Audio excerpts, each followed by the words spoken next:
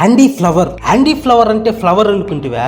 Fire అని నిరూపించుకున్నాడు ఈ మాజీ జింబాబ్వే క్రికెటర్. యాండీ ఫ్లవర్ ఇప్పుడు ఎందుకు వార్తల్లో నిలుస్తున్నాడంటే ఆర్సీబీకి హెడ్ కోచ్ కావడమే ముఖ్య కారణం. యాండీ ఫ్లవర్ జింబాబ్వే జట్టుకు 1992లో తొలి వన్డే ఆడాడు. ఎడమ చేతి బ్యాటర్, అలాగే వికెట్ కీపర్. ఇప్పుడంటే జింబాబ్వే టీం బలహీనమైన టీం గా ఉంది, కానీ యాండీ ఫ్లవర్ ఆడే టైంలో జింబాబ్వే టీం బలంగా ఉండేది. ప్రత్యర్థి టీములకు గట్టి పోటీ ఇచ్చేది. ప్రపంచ టెస్ట్ క్రికెట్ చరిత్రలో 2 ఇన్నింగ్స్ లో సెంచరీ కొట్టిన ఏకైక వికెట్ కీపర్ యాండీ ఫ్లవర్. 2003లో క్రికెట్ కు వీడ్కోలు పలికిన యాండీ ఫ్లవర్ తర్వాత కాలంలో క్రికెట్ శిక్షణలోకి అడుగు పెట్టాడు. 2010లో ఇంగ్లాండ్ యాండీ ఫ్లవర్ ను హెడ్ కోచ్ గా నియమించుకున్నారు. తన ఆలోచనలతో, తన ప్రణాళికలతో ఇంగ్లాండ్ టీం గమనాన్ని మార్చేశాడు. క్రికెట్ కనిపెట్టిన ఇంగ్లాండ్ కు అప్పటి వరకు వరల్డ్ కప్ అనేదే లేదు. యాండీ ఫ్లవర్ పర్యవేక్షణలో ఇంగ్లాండ్ టీం వెస్టిండీస్ లో జరిగిన T20 వరల్డ్ కప్ ఫైనల్ కు చేరింది. ఆస్ట్రేలియాతో జరిగిన ఫైనల్ లో గెలిచి ఇంగ్లాండ్ తన తొలి ఐసీసీ ట్రోఫీని ఐసీసీ ఈవెంట్ మొదలైన 35 సంవత్సరాలకు ఎగరేసింది.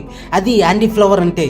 ఆస్ట్రేలియాకు ఇంగ్లాండ్ కు మధ్య జరిగే ఆసెస్ టెస్ట్ సిరీస్ ఎంతో ప్రతిష్టాత్మకమైనదో మనందరికీ తెలుసు. ఇంగ్లాండ్ 3 సార్లు ఆసెస్ టెస్ట్ సిరీస్ గెలిచింది అంటే అర్థం చేసుకోవచ్చు యాండీ ఫ్లవర్ ప్రణాళికలు ఎలా ఉండేవో. తన ఐపీఎల్ కెరియర్ లో యాండీ ఫ్లవర్ లక్నో సూపర్ జైంట్ కు 2022లో హెడ్ కోచ్ గా నియమితులయ్యారు. 2022, 2023 Lucknow super Giants play offs కు వచ్చింది, కానీ కప్పు గెలవలేదు. ఈసారి 2024లో ఆర్సీబీకి హెడ్ కోచ్ గా వచ్చాడు. 2024లో కూడా ఆర్సీబీ ప్లే ఆఫ్స్ కు వచ్చింది. 2025లో జరిగిన ఐపీఎల్ లో ఆర్సీబీ టైటిల్ కొట్టింది. 18 సంవత్సరాల ఆర్సీబీ అభిమానుల కళ నెరవేరింది అంటే, 18 సంవత్సరాల తర్వాత భారతదేశం అంతటా పెద్ద సెలబ్రేషన్ జరిగిందంటే దానికి కారణం యాండీ ఫ్లవర్ రచించిన ప్రణాళికలు. ప్రత్యర్థులకు ఎత్తులకు పై ఎత్తులు వేస్తూ టీమును విజేతగా నిలపడంలో యాండీ ఫ్లవర్ గ్రాండ్ సక్సెస్ అయ్యాడనే చెప్పాలి.